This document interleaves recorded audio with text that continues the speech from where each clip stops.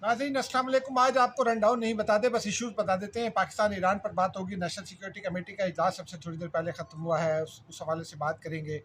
सियासी सूरत हाल पर बात करेंगे। इमरान खान साहब ने कुछ गुफ्तगू की है, फोकस वही है, लेकिन कुछ नून लीग भी फोकस होगी। अब ब्लॉग का आगाज़ करते हैं नाज़रीन। सबसे पहले ये खबर सुन लीजिए। अफसोसनाक खबर है कि आज यानी 127 में पाकिस्तान पीपल्स पार्टी के जो चेयरमैन इलेक्शन लड़ रहे हैं बिलावल भुट्टो जरदारी, उनके इंतखाबी दफ्तर पर हमला हुआ है। पाकिस्तान पीपल्स पार्टी के इंतखाबी दफ्तर पर हमला हुआ है। इस पर बाद में बात करेंगे जब हम मुस्लिम लीग नून और नवाज शरीफ साहब के हवाले से बात कर रहे होंगे। लेकिन अब आ जाते हैं पहले नेशनल सिक्योरिटी का मामला है पाकिस्तान और ईरान के दरमियान। नाज़रीन, गुज़िश्ता रोज़ भी हमने आपको बताया था ईरान और पाकिस्तान के ताल्लुकात की तारीख, उसमें ये कोई खुशगवार जो है वो वाक़यात नहीं थे जो हमने आपको बताया। लेकिन ये भी है कि दोनों ममालिक एक दूसरे के लिए मुश्किल तरीन वक्त में एक साथ खड़े भी रहे। पाकिस्तान ने जब ईरान पर पाबंदियाँ थी, उस वक्त भी ईरान की आलमी सतह पर मदद जारी रखी, और ये कोई मामूली बात नहीं है। ईरान ने खुद इसको तस्लीम किया। फिर हमने गुज़िश्ता रोज़ हमने देखा कि रात गए एक बैकडोर मीडिएशन शुरू हुई। तुर्क वज़ीर ख़ारजा ने दलील अब्बास ईरानी साहब जो निगरान वज़ीर ख़ारजा है पाकिस्तान को, उनसे बात की। उनका रब्ता भी हुआ ईरानी वज़ीर ख़ारजा से भी। चीन ने पाकिस्तान को मशवरा दिया, दोनों ममालिक से रब्ता किया और तहम्मुल का मशवरा दिया। सऊदी अरब ने पाकिस्तान को ये यकीन दहानी कराई हमारे राय के मुताबिक कि वो पाकिस्तान के साथ है, ताहम उन्होंने भी यही मशवरा दिया कि तहम्मुल का मुजाहरा किया जाए। अमरीकी रद्द-ए-अमल बहुत गैर मामूली था। मेरी इत्तला के मुताबिक अमरीकी बड़े खुश हैं इस बात पर कि पाकिस्तान ने रिटेलिएट किया। उनका खुश होना बनता भी है ईरान के साथ जो उनके ताल्लुकात हैं उस तनाजुर में। लेकिन जॉन कर्बी जो तर्जुमान है नेशनल सिक्योरिटी काउंसिल के, अमरीकी नेशनल सिक्योरिटी काउंसिल के, उन्होंने ये कहा कि अमेरिका ये चाहता है कि खित्ते में तनाज़ा ना बढ़े और कशीदगी ना बढ़े। ये हौसला अफजा बात है। उसके बाद फिर हमने देखा कि आज बल्कि गुज़िश्ता रोज़ पहले ईरानी जो सफ़ीर है पाकिस्तान में, उनका एक ट्वीट आया, रज़ा अमीरी मुक़द्दम। उन्होंने ये कहा कि पाकिस्तान और ईरान दोनों एक दूसरे के टाइम टेस्टेड फ्रेंड हैं, मुश्किल वक्त में एक दूसरे के साथ खड़े रहें, और जो मौक़े मौजूद हैं ये मौक़े जो है पाकिस्तान जो दोनों नौ के ताल्लुकात हैं, ये इस बात की इजाज़त नहीं देते कि कोई लैग जो है उसको या कोई डिले जो है ताल्लुकात में उसको इजाज़त दी जाए। यानी उनका बड़ा हौसला अफजा ट्वीट था। फिर रज़ा मूसवी साहब हैं जो रसूल मूसवी, माफ़ कीजिएगा, रज़ा मूसवी हमारे दोस्त हैं, गलती से नाम निकल गया। रज़ा मूसवी साहब ईरान के सेक्रेटरी ख़ारजा हैं। उन्होंने एक ट्वीट किया और उन्होंने पाकिस्तान और ईरान के दरमियान ब्रदरली ताल्लुकात का तज़किरा किया और बहुत अच्छे जज्बात का इज़हार किया। रहीम कुरैशी साहब है पाकिस्तान के एडिशनल सेक्रेटरी एशिया, उन्होंने ख़ास तौर पर ईरान डेस्क को भी वो देखते हैं। फिर उन्होंने एक जवाबी ट्वीट किया, उसपे उन्होंने ये कहा कि मैं आपके जज्बात का अच्छे तरीके से जवाब देता हूँ। और फिर उन्होंने कहा कि पाकिस्तान किसी किस्म की कशीदगी नहीं चाहता, मामला को तेज़ी से और बेहतर सिमत में आगे बढ़ाना चाहते हैं। उन्होंने एक बात ये कही कि दहशतगर्दी और दीगर जो चैलेंजेस हैं उनसे मुश्तरका तौर पर मजबूत अंदाज में निपटने की ज़रूरत है। फिर आज हमने देखा, आज पाकिस्तान ने नेशनल सिक्योरिटी कमेटी का इजलास बुला रखा था, और मेरे ज़राए ये कहते थे कि दफ्तर ख़ारजा में इस बात का इंतज़ार हो रहा था वज़ारत ख़ारजा में कि ईरानी क़यादत जो है वो रब्ता करे और फिर मदद भी कर ले। नॉर्मली ईरान जैसे ममालिक जो हैं जिनकी ईगो बहुत मसला होती है, या इस किस्म की सूरत हाल में बड़े ममालिक जो अपने आप को बड़ा समझते हैं, उनके लिए थोड़ा पब्लिक माजरत वगैरह मुश्किल होती है। सलाला का एक वाक़या जो था वो हम आपको फिर किसी वक्त याद दिलाएंगे, जिसमें अमेरिका ने पाकिस्तानी फ़ौजियों पर अटैक कर दिया था और फिर उसकी माजरत की थी, लेकिन तुर्की में जाकर खामोशी से माजरत की थी, लेकिन वो छपवा दी गई थी माजरत फिर। तो ईरान के लिए माजरत भी मुश्किल थी। लेकिन फिर आज हमारी इत्तला के मुताबिक जो ईरान के वज़ीर अमीर अब्दुल्लाहियान वज़ीर ख़ारजा, उन्होंने वज़ीर ख़ारजा जिलानी को फ़ोन किया और फिर दोनों के दरमियान कॉर्डियल और खुशगवार अंदाज में बात हुई। ये टेलीफोन कॉल जो है वो नेशनल सिक्योरिटी कमेटी के इजलास से जस्ट पहले आई मेरी इत्तला के मुताबिक। उसमें पाकिस्तान ने ये कहा कि पाकिस्तान कशीदगी के साथ आगे नहीं बढ़ना चाहता, पाकिस्तान मस्बत सिमत में आगे बढ़ना चाहता और ताल्लुकात को बेहतर सिमत में ले जाना चाहता है। और पाकिस्तान की ये ख्वाहिश है कि दोनों ममालिक जो हैं वो एक दूसरे का एहतराम माजी की तरह जारी रखें। उन्होंने ये भी कहा कि ये ईरानी सरजमीन पर हमला नहीं था, ये पाकिस्तान मुखालिफ कैंप पर हमला था। और अब मुझे ये लगता है कि नेशनल सिक्योरिटी कमेटी का इजलास सबसे थोड़ी देर पहले ख़त्म हुआ है। सिक्योरिटी कमेटी का इजलास में मेरी इत्तला के मुताबिक जो मुदस्सिर टीपू साहब हैं पाकिस्तान के सफ़ीर ईरान में, उन्होंने, चूँकि वो फुट ऑन ग्राउंड है, उन्होंने तफसीली ब्रीफिंग दी। उस ब्रीफिंग के बाद जो मुतल्लिका हुकाम हैं उन्होंने ब्रीफिंग दी। हसास अदारों के लोगों ने अपनी अपनी ब्रीफिंग दी इन मामलात पर। और फिर वो उस बैकग्राउंड के बारे में बताया जिसमें से कुछ हमने आपको बताया था। एक वाक़या चंद माह पहले हुआ था, उसमें ईरान से पाकिस्तानी पोस्ट पर फायरिंग की गई थी और ये ईरानी नेशनल गार्ड्स ने फायरिंग की थी।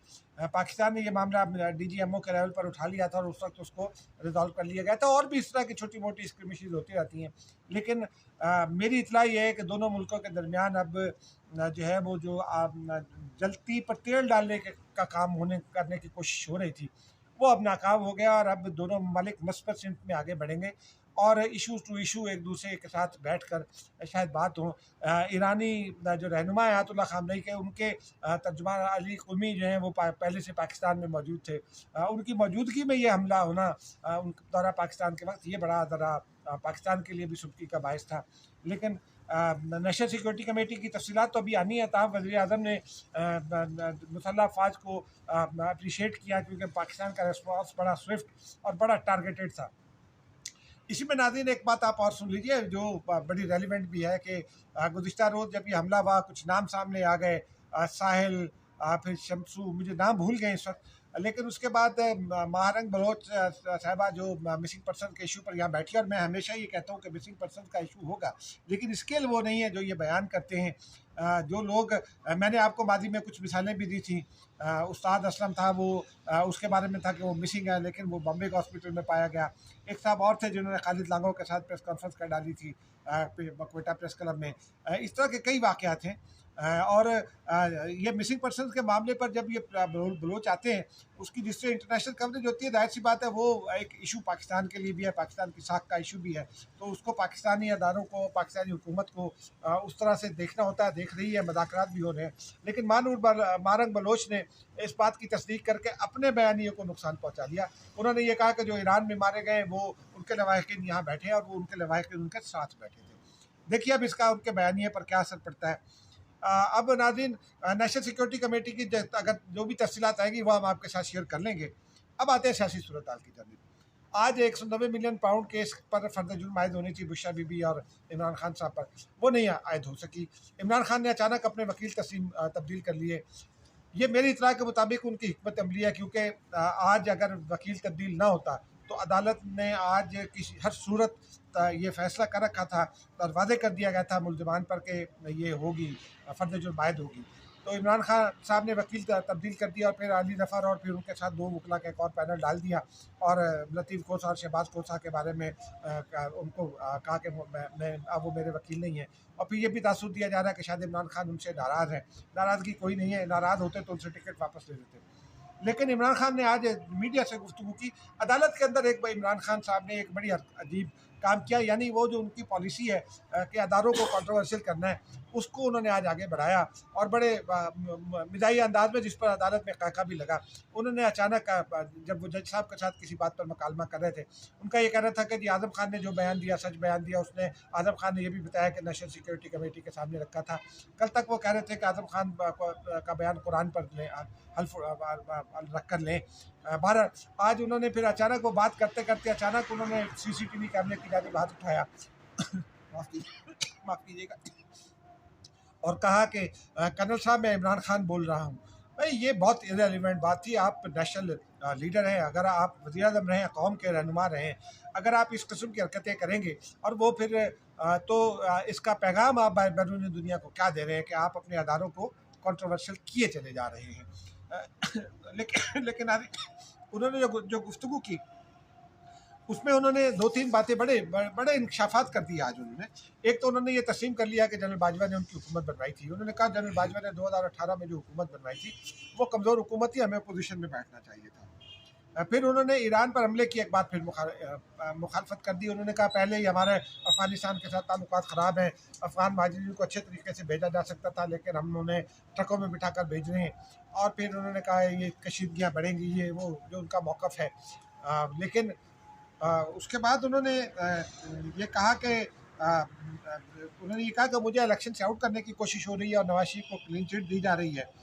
फिर उन्होंने ये भी कहा कि जनाब PDM हुकूमत के साथ मुज़ाकरात के बारे में उन्होंने पहली बार लबकुशाई की है। और उन्होंने कहा जी PDM का ये कहना था कि जी वो इलेक्शन जो है वो बंदयाल के जाने जस्टिस बंदयाल के जाने के बाद होने चाहिए, चीफ जस्टिस बंदयाल जो थे। और चीफ जस्टिस बंदयाल ने 16 सितंबर को रिटायर हो जाना था, हो गए थे। तो मुज़ाकरात भी सितंबर में ही हो रहे थे, कोई ज़्यादा शायद नहीं अगस्त में हो रहे थे। और उस वक्त तक तो असम्बली वजूद रखती थी और असम्बली टूट भी जाती, माफ़ कीजिएगा 10 अगस्त को असम्बली टूट गई थी। असम्बली तोड़ने के बाद 3 महीने का वक्त था, तो वो तो वैसे ही सितंबर से बाद का वक्त था और बंदयाल साहब में नहीं होना था। तो इमरान खान साहब ये क्या पैगाम देना चाहते हैं कि क्या बंदयाल हमारे साथ हैं या हमारे साथ थे? अब देखते हैं कि कल फर्द जुर्मायद होती है या नहीं, साइफर केस का क्या बनता है, ये भी देखते हैं। अब नाज़रीन आपको बताते हैं ज़रा नून लीग के हवाले से बात। आगाज़ ये कर लेते हैं कि आज नवाब भुट्टो जरदारी के दफ्तर पर हमला हुआ NA 127 में। ये हमला जो है वो मुनासिब नहीं है। जिन्होंने भी किया, जाहिर सी बात है उन्होंने शेरी रहमान ने और पीपल्स पार्टी ने इसकी बड़ी जो है मजम्मत की है, लेकिन अभी उन्होंने कोई डायरेक्ट ब्लेम आयद नहीं किया। ताहम नून लीग लाहौर से की बड़ी पार्टी है और PTI भी का भी गढ़ है लाहौर। तो दोनों जमातों को कि अब तक मजम्मत आ जानी चाहिए थी, क्योंकि मैं नहीं समझता कि नून लीग जो है वो इस हद तक जाएगी कि पीपल्स पार्टी के इंतखाबी दफातर तक पर हमले करने शुरू हो जाए। लेकिन नून लीग के अंदर क्या चल रहा है ये हम आपको एक खबर के तौर पर बताते हैं। लिया से हमारे कुछ ज़राए हैं, उन्होंने ये इतला दी कि लिया में एक साहब थे जो आज़ाद उम्मीदवार खड़े हो गए थे और नून लीग वहाँ IPP के उम्मीदवार को यानी इस्तेकाम पाकिस्तान पार्टी के उम्मीदवार को सपोर्ट कर रही थी। तो उनको ये कहा गया कि आप अपना कल का जलसा मनसूख करें और कोई वहाँ सरगोदा पहुँचें। वो फौरी तौर पर सरगोदा पहुँच गए, जो डिवीजन हेड क्वार्टर है वहाँ। कहते हैं उनको कमरे में ज़रा बंद करके उनकी अच्छी तरह खातिर मदारत की गई। ये इतला है, गलत भी हो सकती है, दुरुस्त भी हो सकती है, लेकिन उस दोस्त का दावा था कि ये इतला दुरुस्त है। उसके बाद से वो साहब खामोश है, उनका मोबाइल भी बंद है और उनका कोई जलसा भी नहीं हुआ।